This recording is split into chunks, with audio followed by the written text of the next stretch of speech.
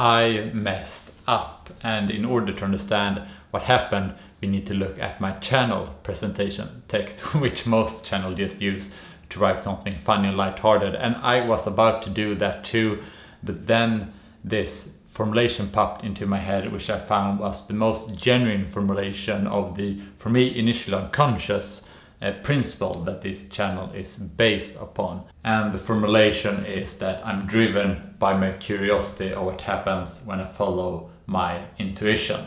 And that's actually how my guitar playing interest started in the first place. I was just a kid and I saw someone playing guitar at the beach, and I was just like mesmerized by it. And you know, my intuition then told me like, what would it be like to play myself? And obviously I didn't formulate it like that back then, but that was essentially what happened. I was like curious to try it out. And so my guitar playing journey began, and the journey kept escalating by this driving force of being curious about trying different approaches. And one day my intuition confronted me with the idea of sharing my guitar playing on YouTube, which was a scary move, but my curiosity was greater than the fear. And first I just started by uploading original guitar riffs that I was excited about to share, and then I started to experimenting with making lessons and covers, and that is like more searchable, so that helped me to get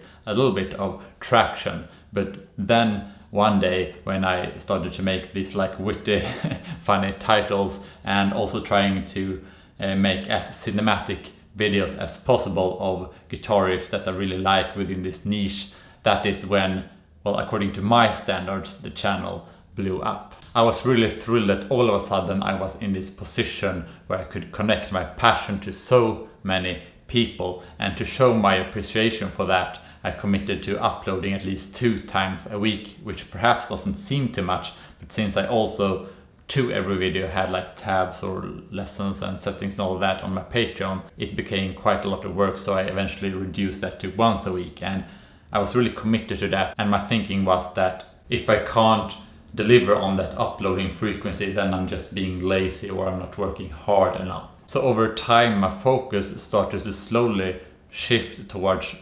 prioritizing uploading at least once a week. So then my focus gradually started to be on how do I manage to deliver on this uploading schedule. And when I would get like a new creative refreshing idea from my intuition, my first question to myself then was, well, can I produce this within a week? And if the answer was no, I would either skip the idea entirely, or I would make a lot of quick videos that are like easy and quick to make, just so I can buy myself time to make this larger project. So all of a sudden I found myself in this position where I was deviating from this principle of following my intuition. Instead of following it, I was starting to block it because it wasn't fitting in. You know, I was more focused on keeping this content creation hamster wheel going rather than creative exploration.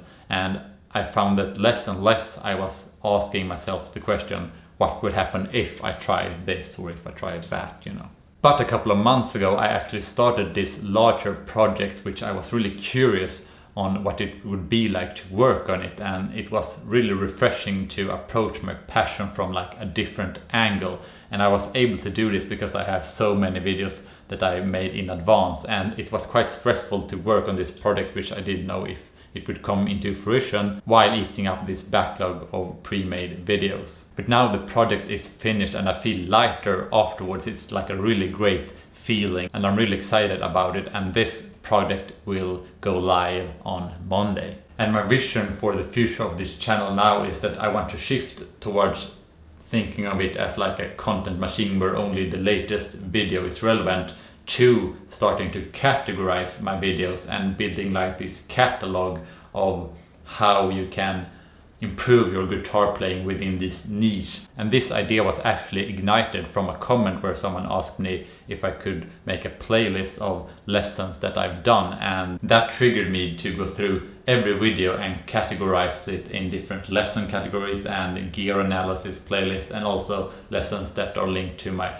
Patreon page. So I want my channel to be a place where if you're starting to lack motivation or anything, you can go to it and search the different playlists and see what kind of inspires you to practice and help you do that. And I want it to be both free, and also I want you to have the opportunity to invest into your own playing. And if you invest like that, then that helps me to reinvest into making even better videos and lessons and all that. And I don't just want to make more of the same thing, like more lessons in the same style, but rather I want to explore different ways on how you can build on this passion for this style of guitar playing, like finding different ways to approach it and just expanding on it and sharing it with you all. Now, practically moving forward, I will no longer release a video every Monday on this super strict schedule. Instead, what I will do is that occasionally I will release these pre-made